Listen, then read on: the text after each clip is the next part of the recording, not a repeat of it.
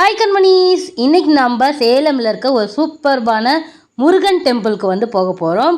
First time நான் இந்த டெம்பிளுக்கு போக போகிறேன். ஸோ அதனோட மினி விளாக்லாம் வந்து பார்க்கலாம் வாங்க. இந்த டெம்பிள் சேலம் உடையாப்பட்டியிலேருந்து ஜஸ்ட்டு 2 கிலோமீட்டர்ஸில் மலைகளுக்கு மேலே வந்து முருகன் டெம்பிள் வந்து சூப்பராக அழகாக ரம்யமாக இருக்கும் அப்படின்னு வந்து சொல்லியிருந்தாங்க.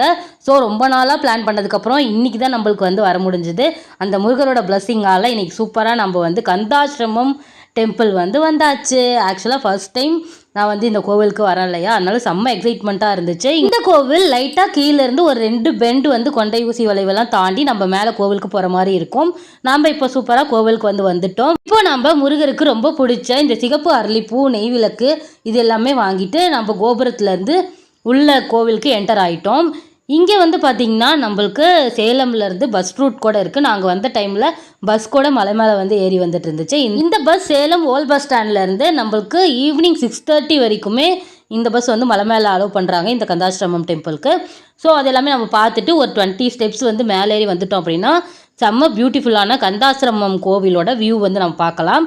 பார்த்ததுக்கப்புறமா உள்ளே வந்து முருகர் இங்கே வந்து ஸ்பெஷலாக என்ன ரூபத்தில் இருப்பார் அப்படின்னு பார்த்தீங்கன்னா, முருகருக்கு ஆப்போசிட்டில் அம்பாள் வந்து இருப்பாங்க. அப்படியே நம்ம இந்த பக்கம் ஒரு லெஃப்ட் சைடில் இறங்கி வந்தோம்னா அங்கே நிறைய கோவில்கள் வந்து இருக்கும். அதாவது இங்கே பஞ்சமுக கணபதி, ஆஞ்சநேயர், சொர்ண பைரவர் அப்படின்னு சொல்லிட்டு இது எல்லா சுவாமிகளுக்குமே இங்கே சன்னதி இருக்கும்.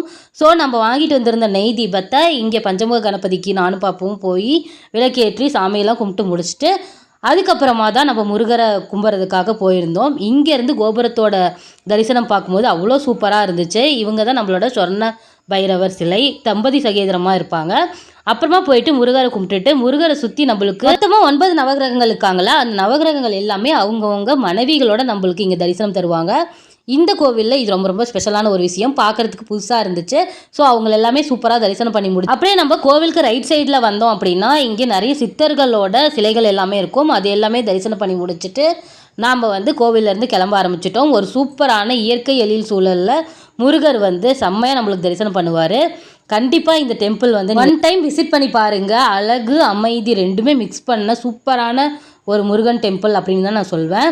ஸோ சூப்பராக முருகரை வந்து தரிசனம் பண்ணி முடிச்சுட்டு நாம் இப்போது இல்லை ஓல்ட் பஸ் ஸ்டாண்ட் வந்தாச்சு. வரும்போதே சாரல் மலை வந்து சூப்பராக ஆரம்பிச்சிருச்சு. மலையிலே லைட்டாக நனைஞ்சிட்டே நாம் வந்து ஓல்ட் பஸ் ஸ்டாண்டில் இருக்க என்னோடய ஃபேவரட்டான ஒரு ஃபுட் சென்டருக்கு வந்து வந்துட்டோம். இங்கே வந்து கன்னிகா பரமேஸ்வரி கோவிலுக்கு ஜஸ்ட் ஆப்போசிட்டில் இந்த ஃபுட் சென்டர் இருக்குது. இங்கே பாருங்கள் எவ்வளோ வெரைட்டிஸான தோசைஸ் அதெல்லாம் இருக்கும். ஆனால் நான் மெயினாக சூடான எம்மியான வெண்பொங்கல் சாப்பிட்றதுக்காகவே வருவேன். இந்த ரெய்னி டைமில் வெண்பொங்கல் சாப்பிட்றது அவ்வளோ சூப்பரான ஒரு ஃபீல்.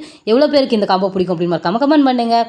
ஸோ அங்கே சூப்பராக டின்னர்லாம் முடிச்சுட்டு நம்ம வீட்டுக்கு கிளம்பி பிடிச்சிருந்தா லைக் பண்ணி ஷேர் பண்ணுங்கள். பாய் கண்மணிஸ்.